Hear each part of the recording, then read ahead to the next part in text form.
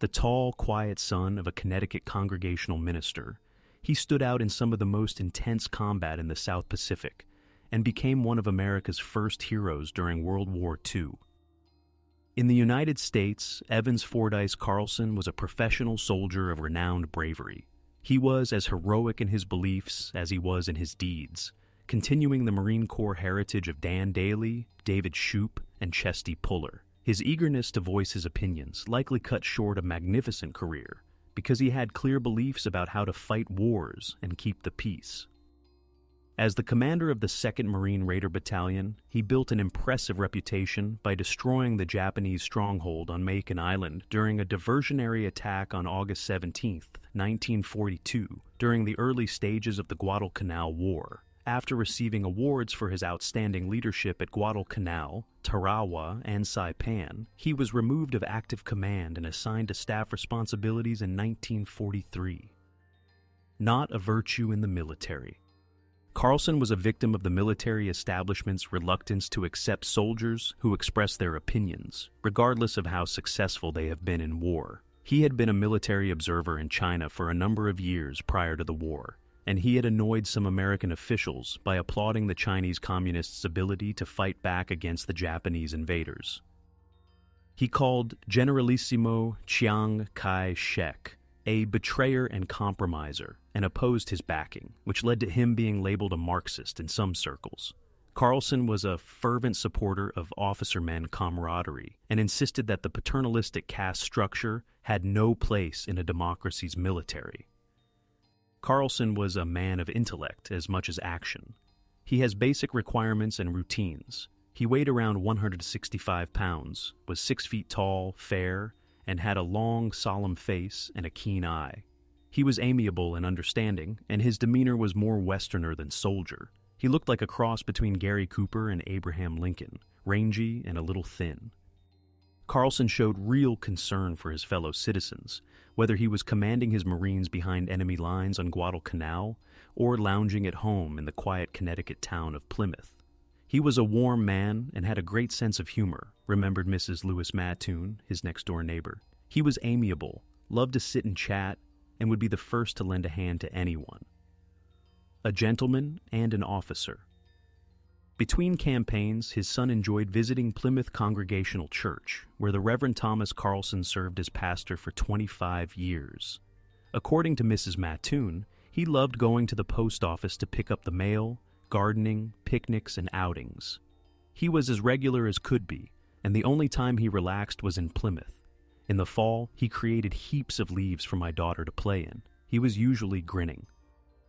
The Carlsons and the Mattoons were close relatives, and Carlson would give the Mattoons' daughter, Marilyn, gifts of perfume from Hawaii and shoe skis from China. Mrs. Mattoon remarked, "Carlson was a gentleman and an officer. When he received praise, he always gave credit to others and never boasted about himself." Carlson enjoyed retreating to a second-floor room with windows overlooking the picturesque western Connecticut hills when he was staying at his parents' rectory in Plymouth, which faced the town green. He wrote a number of magazine pieces there, in addition to 2 books, Twin Stars of China and the Chinese Army. 16, moving on to 22. Born in Sydney, New York on February 26, 1896, Evans Carlson left home at the age of 14 to work on a farm close to Virginia's, Vermont, and went to the local high school. However, he had little interest in reading, and the next year he dropped out of school to work as an assistant freight master in the railroad yards in New Haven, Connecticut. He worked as a chainman in New Jersey for a year before declaring his desire to enlist in the United States on Election Day 1912 while still agitated. Cavalry. Because the Army's minimum age was 21, Evans, who was 16 at the time, lied about his age. He claimed to be 22. The young man was enlisted in his own branch of the military by the recruiter, a field artillery sergeant. Young Evans was sent to the Philippines after completing 3 months of basic training on Long Island, where he observed the building of the Corregidor Fortress. In addition, he served in Hawaii until being released in 1915 as a top sergeant with high commendation. He dabbled with surveying and well digging in California before being summoned back into duty during the border disputes with Mexico in 1916. When the United States entered World War I, he was commissioned a second lieutenant and dispatched to Texas to train college reserve officers. In 1918, Carlson traveled to France as a captain in charge of an 87th Infantry Division headquarters company. The French and Italian governments, as well as General John J. Pershing, the supreme commander of the American Expeditionary Force, commended Carlson for his efforts. He was the first American sent, joined the occupation army in Koblenz, Germany. At the age of 23, Carlson was released with the title of captain. He enrolled in the U.S. after trying civilian life once more and working for 2 years with a canning company, but the urge to the service was too strong. In 1922, he joined the Marine Corps as a private, and the following year, he received his second lieutenant commission. He applied for aviation school after serving as a soldier on the West Coast and in Cuba at Quantico, Virginia. 4 months after being deployed to Pensacola, Florida, he returned to line duty without finishing his training. He made quick progress and stood out wherever he was sent. 2 years. Living off of a handful of rice. Every day with Chinese guerrillas. He received the Marine Corps' Expeditionary Service Medal while serving in Shanghai, China, from 1927 to 1929 as a regimental operations and intelligence officer. He was an officer in Nicaragua's Guardia Nacional in 1930 when the U.S., the nation's National Guard, was being organized with the assistance of Marines. Currently a first lieutenant, Carlson received the Navy Cross for his extraordinary heroism. He reacted to a report of 100 bandits robbing a nearby village with 12 soldiers. 2 of the robbers were killed and 7 injured when Carlson and his men pursued them, retrieved the stolen goods, and scattered the criminals. There were no losses for the Leathernecks. In 1931, Carlson received praise for his coordination efforts after the Managua earthquake, and the Nicaraguan government, which was appreciative of his efforts, awarded him multiple awards. Carlson was returning to his duties in Shanghai and Poiping, now Beijing, 2 years later. He then served for 2 years in the United States before rushing back to China, this time to Peiping in 1937 to serve as an assistant naval attaché and study Chinese. Evans Carlson, who was now a captain and military observer at the start of China's protracted war with Japan, set out on a 2,000-mile trek through the areas where the Chinese Communist 8th Route Army was engaged in combat. Carlson set out on foot to investigate the pattern of resistance the Chinese were adopting against the invaders, carrying a haversack over his square shoulders. The first American officer to go on a campaign with a Chinese ground army was Carlson. During his 2 years with the rebels, he marched up to 60 miles every day and once walked 43 miles in 20 hours across 8 mountains. He rarely ate more than a handful of rice each day, just like the insurgents. The key to withstanding adversity. After learning the fundamentals of guerrilla warfare in depth, Carlson realized why men could put up with such suffering. They knew what they were fighting for. When he returned from the tour, U.S., his admiration for the communist soldiers was tempered by Navy censors. He returned to the United States and resigned his commission in a fury. In 1940 and 1941, he returned to China, mainly to observe the cooperatives there. He authored and gave lectures on the Japanese threat and the importance of China's unity.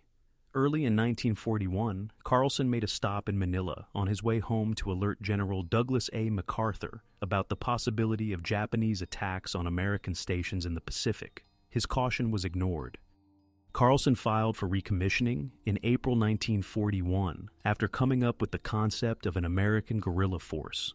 In May of that year, he received his major commission and was called into active duty. Carlson pushed for U.S. Raider training, Marines, and in early 1942, this was finally initiated. Colin Merritt A. Edson commanded the 1st Battalion, while Carlson commanded the 2nd. James, the son of President Franklin D. Roosevelt, served as Carlson's executive officer. In February 1942, the unit's actual organization was finished. The Raiders were handpicked by Major Roosevelt and Lieutenant Kohler Carlson.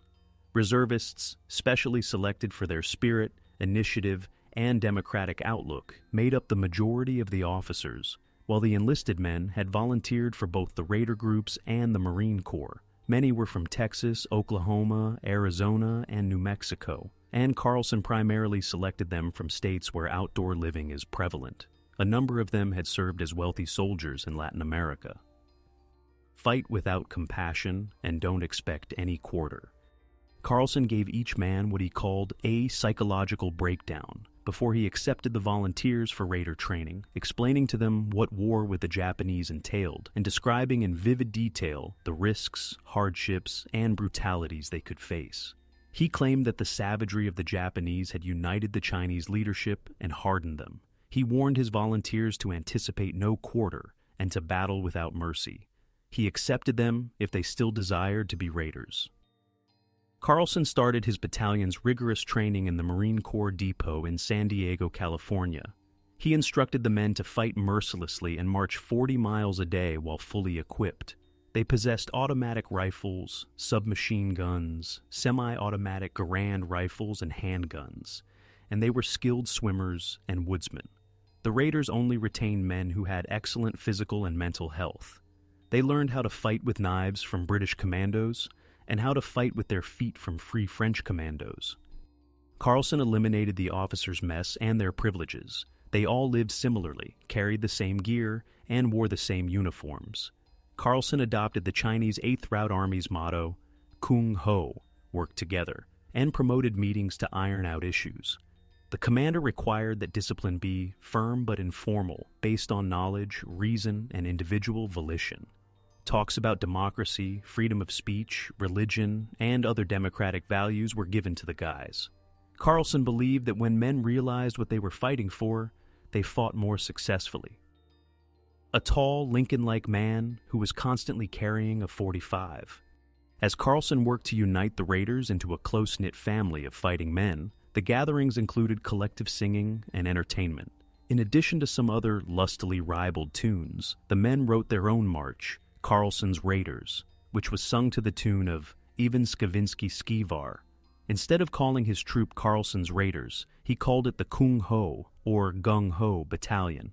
He made himself available to all of the men and encouraged them to write, paint, or compose if they so desired. He paid attention to and comprehended their issues. He scheduled candid conversations before to each move or action, followed by self-evaluation. There was only one case of war neurosis reported by the battalion, and morale was excellent. Their commanding officer was adored by the raiders. James E. O'Brien of East Hartford, Connecticut, who was a member of Company D of the 2nd Raider Battalion, remembered him as a man's man. In order to prepare us for battle, we endured rigorous training. He always carried a .45 and was a tall, Lincoln-esque man. Carlson's troops felt they were an elite force and were eager to get started. He was fair but tough. It didn't take long to arrive. In the late spring of 1942, the cruiser USS St. sailed from Pearl Harbor with 2 companies of Marine raiders, Louis. During the December 7, 1941, Pearl Harbor raid, she had distinguished herself as the only American ship to reach the open sea. The St. Louis made his way to Midway Atoll, which consists of the 2 small islands of Sand and Eastern. O'Brien stated, "We had no idea what was going on." Beer cans and bombings. Companies C and D were dug in on the treeless, barren eastern island during the tense, pivotal days of June 4 to 6, 1942. On the 4th, they bombarded us for 5 hours. Then on the 5th, we heard sounds coming from the sea, which O'Brien said were American planes bombing the Japanese carriers. We arranged our rudimentary defenses and placed barbed wire in the water. We anticipated a 6,000-person Japanese invasion after cracking the Japanese code. Together, the 2 companies, soldiers, and mechanics were roughly 900, and we waited for an onslaught all night. After landing and manually refueling B-25 bombers the following day, further supplies and B-17 bombers arrived. They wanted to use the runway, so they avoided hitting it when the enemy bombed Midway. Rather, they bombed Sand Island's PX. During the attack, O'Brien observed, it was funny to see beer cans flying all over the place and Marines scrambling to retrieve them. The invasion never materialized. Following valiant U.S. 4 Japanese flat tops had been set on fire by Navy pilots. The war in the Far East had been turned around by the shattered American Pacific Fleet, which had stopped Japanese naval advance in the Pacific. Thus, on 2 pleasure boats, the 2 raider companies returned to Pearl Harbor. Their first taste of combat had cost them no soldiers. Then, as a diversionary measure in the lead-up to the impending Guadalcanal invasion, Carlson's 4 companies trained at Pearl Harbor for their next move, a raid on Makin Island in the Gilberts. In addition to learning how to operate rubber boats, the raiders were shown the 2 large mine-laying submarines, the USS Argonaut and USS Nautilus, which would transport them to Makin. They lived in piop tents and trained on Kaneohe Mountain in Hawaii. Carlson wanted all his troops to experience battle, so he chose Companies A and B for the mission, after Companies C and D had been hit by gunfire at Midway. 4-minute firestorm. Every enemy was slain. Companies A and B boarded the 2 submarines and made their way to the Gilbert Islands, which were under British control. On Sunday, August 16, 1942, just before midnight, they arrived off Makin. The Marine raiders disembarked in powered rubber boats early the following morning and made a safe landing. The first boat to land was that of Colonel Carlson. When the Japanese defenders saw the invading Leathernecks, they engaged in a ferocious battle along the coastal road. During the day, the Nautilus, firing blind, sank a Japanese patrol craft and a Japanese merchant ship in the lagoon. The Leathernecks used anti-tank fire to sink 2 seaplanes that sat down in the lagoon to dump reinforcements for the 70-man Japanese garrison after the invaders were repeatedly attacked and strafed by German seaplanes. Carlson's 222 Leathernecks took up defensive positions before dispersing and reconnoitering the island. An advance party walked cautiously up a straight dirt road that ran the length of the small island to make contact after they were informed where the Japanese were by a group of amiable locals.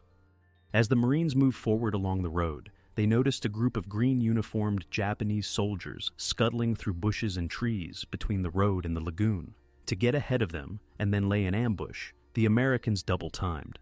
When the Japanese made a strong advance, the Marines, some of whom were armed with shotguns, opened fire on the attackers with 00 buckshot. All of the enemy were killed in the 4-minute firestorm. Heavy machine gun and mortar fire swept through the raiders, and the Japanese launched a daring counterattack 3 times that afternoon. The enemy surged down the middle of the island, yelling, "Banzai," and playing harsh notes on a bugle. With their bayonets fastened and their guns held above their heads, they fired without aiming while running at full speed.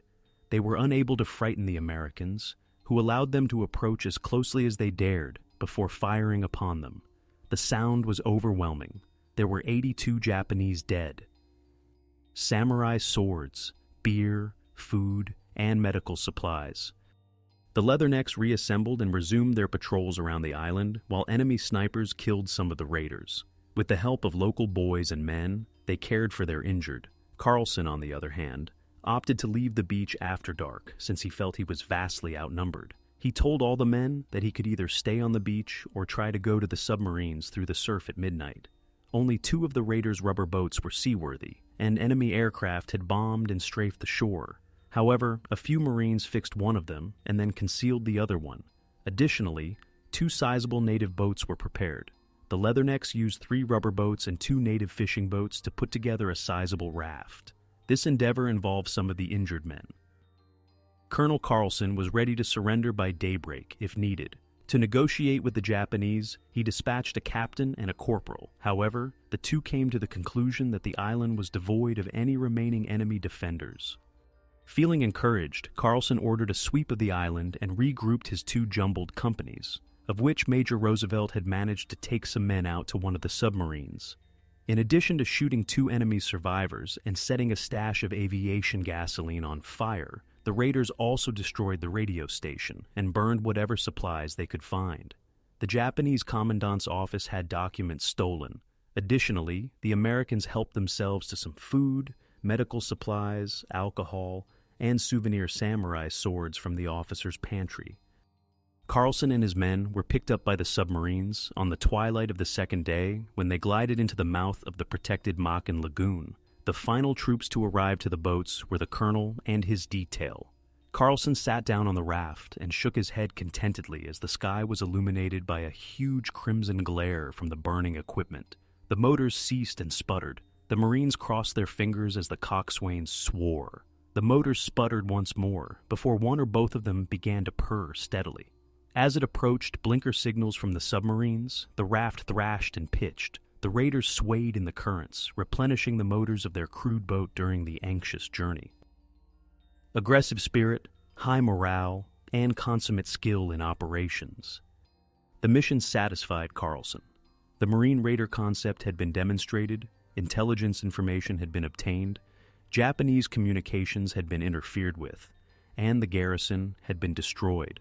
For a loss of 30 Americans killed and missing, the raiders had eliminated every enemy defender. Carlson and his men were certain that everyone was safe when they grudgingly boarded back on board one of the submarines. But 9 people were really left behind. Later, when the Japanese took back the island, they were taken prisoner and decapitated. The submarine's clean bunks were appreciated by the filthy, exhausted raiders, and the Navy officials offered their berths to the gravely injured. The mess table was converted into an operating table, and the wardroom was converted into an operating room. The submarine made its way to Pearl Harbor at full speed. The Marine Raiders were met there by bands and applause from the ship crews. Commander in charge of the Pacific Fleet, Admiral Chester W. Nimitz, praised Colonel Carlson and his soldiers while aboard the submarine.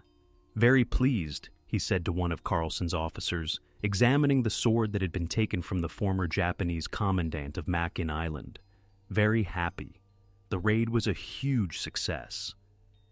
His outfit received a blanket citation for consummate skill in operations, high morale, and aggressive spirit. The raiders returned to battle later that year after rest and refit, with Carlson receiving a gold star in lieu of a second Navy Cross for his leadership. Carlson's raiders had to put in a lot of training once more. There were mock amphibious landings at Catalina Island and San Clemente in California, as well as quick excursions up and down hills filled with cacti at Jock Farm in San Diego.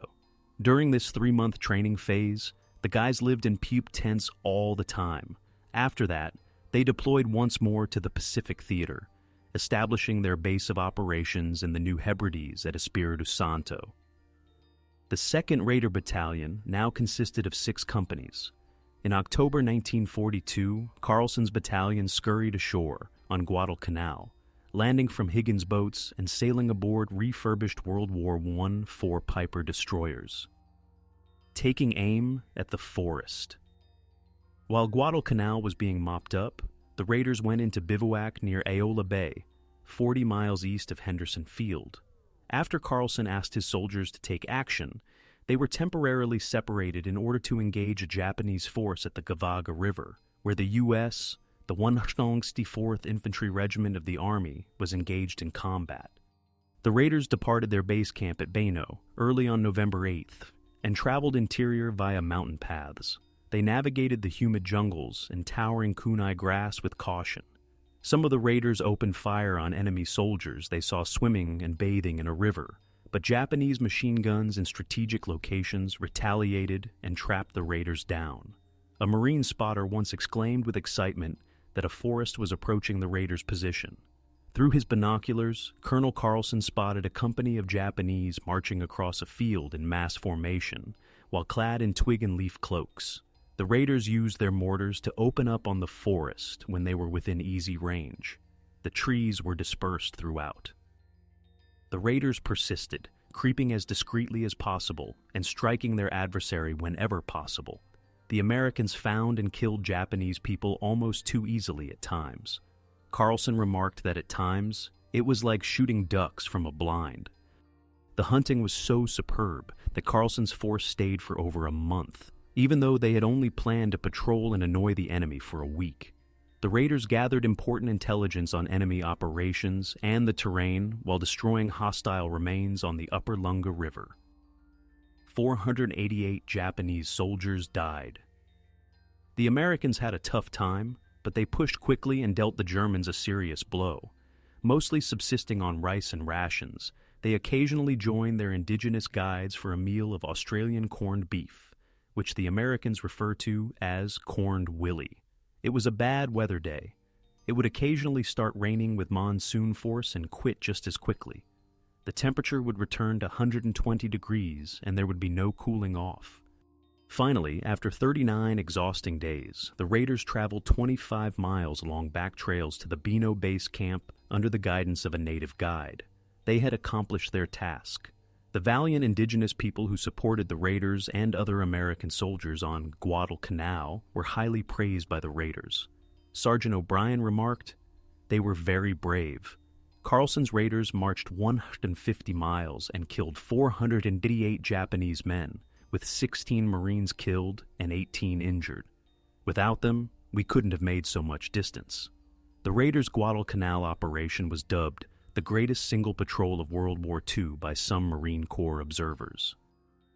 The Marine raiders were nevertheless seen negatively by some officials. The raiders were combined with 3 other battalions to form a Marine Raider regiment following Guadalcanal.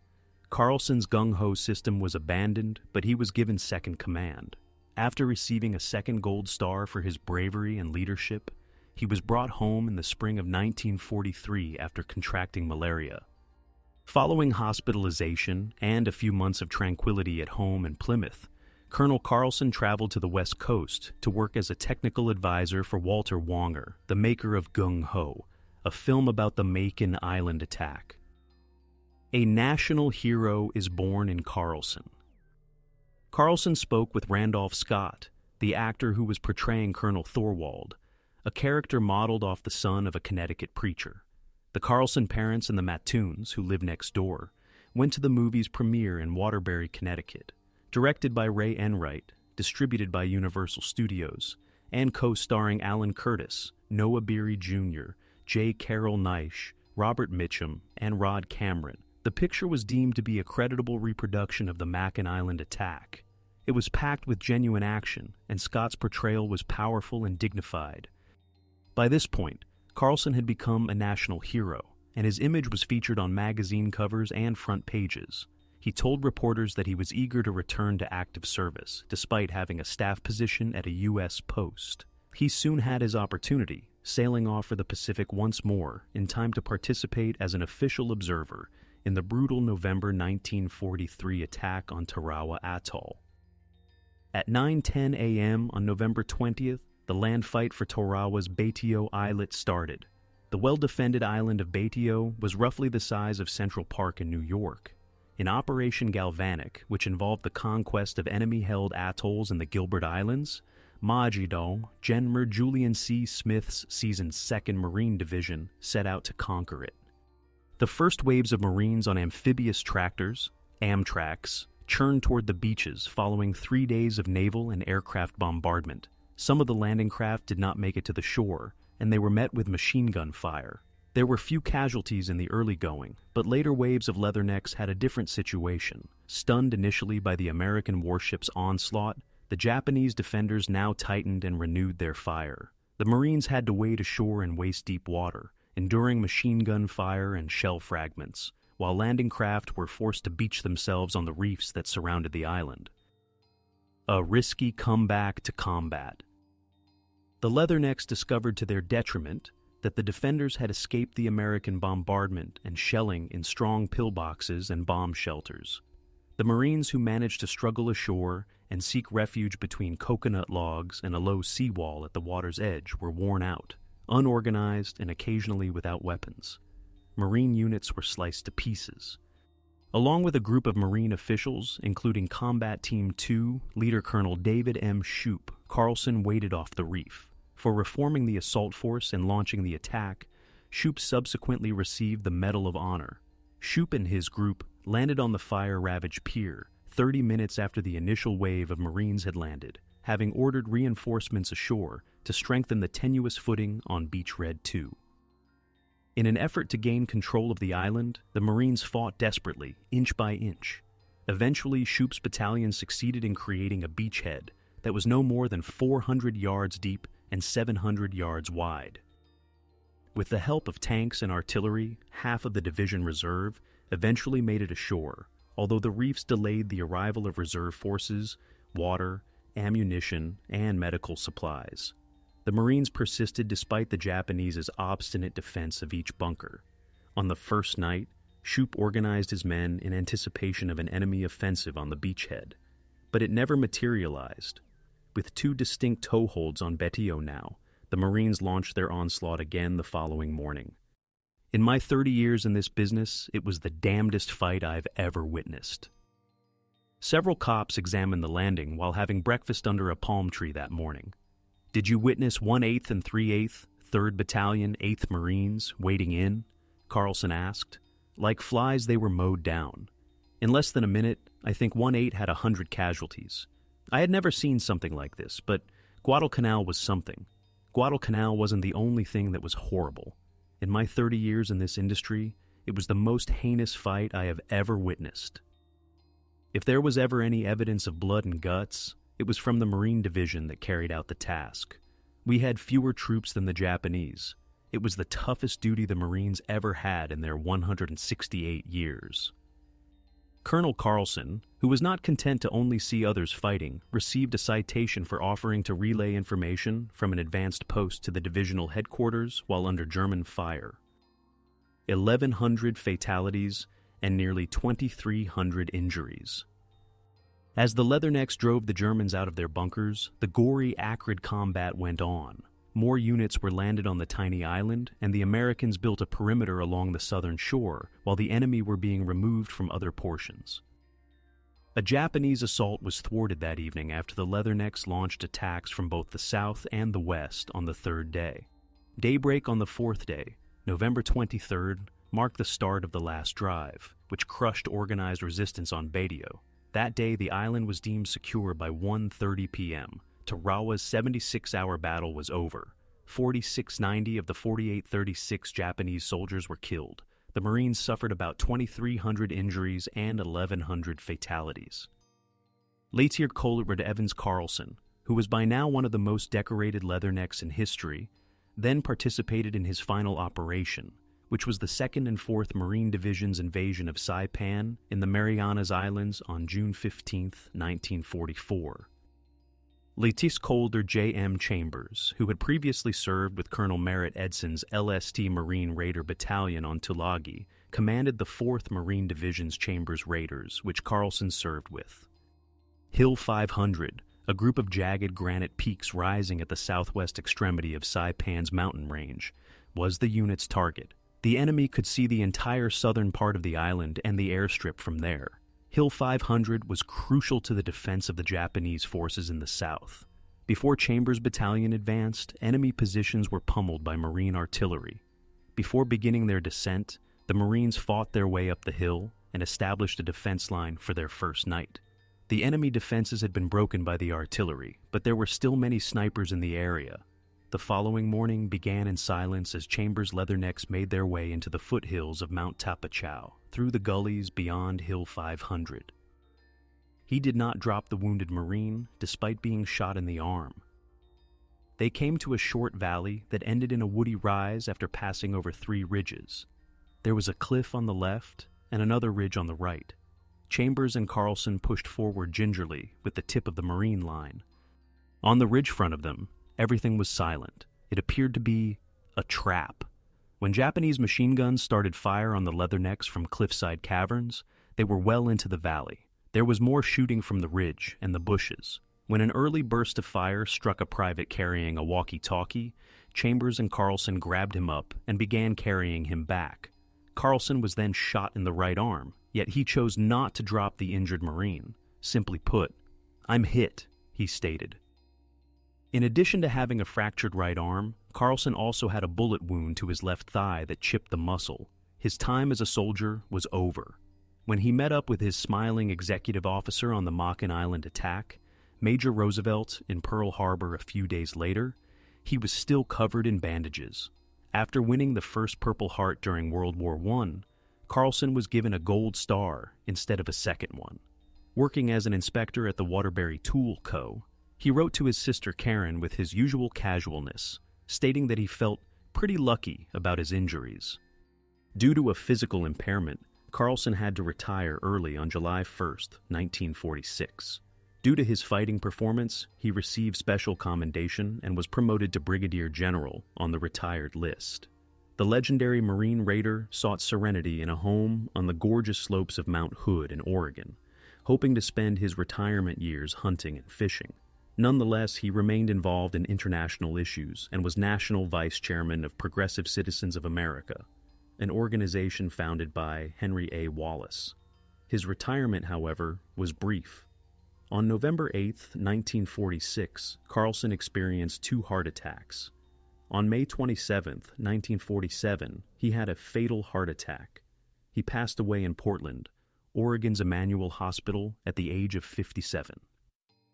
Honoring a hero and a warrior. On June 5, 1947, the commander of Carlson's Raiders was laid to rest in Arlington National Cemetery with full military honors.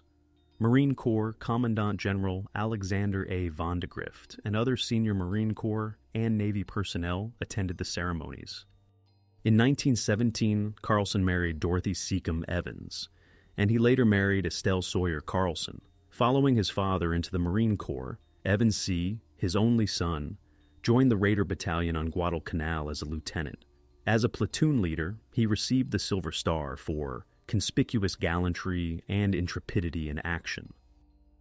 Colonel Carlson was a brilliant writer and educator, in addition to being a valiant, talented soldier. Through pieces in magazines like Asia, and the China Weekly Review, he documented his understanding and opinions regarding the Far East.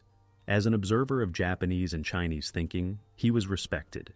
His book Twin Stars of China was widely regarded as well-written and mature in its assessments, despite the fact that some critics thought his depictions of China's communist leaders were suspiciously uncritical. However, Colonel Carlson is most remembered for his elegant eulogy over the graves of his men who fell on Guadalcanal between November 4th and December 4th, 1942, which was echoed on radio, in newspaper editorials, and by Randolph Scott at the end of the film Gung-Ho. The Nation magazine wished that the United States had more military men with the intelligence and breadth of interest with which Carlson is obviously endowed. What of the future for those of us who remain? We have a clear path. We must once more commit our hearts, brains, and bodies to the enormous work that lies ahead, while the remembrance of our brothers' sacrifices is still vivid in our minds. We must go one step further and commit ourselves to the enormous burden of guaranteeing that the peace that emerges from this Holocaust will be one that is fair, just, and definitive. Beyond that is the task of ensuring that the 4 freedoms for which these men gave their lives actually form the foundation of the social order that we leave to our children and grandchildren.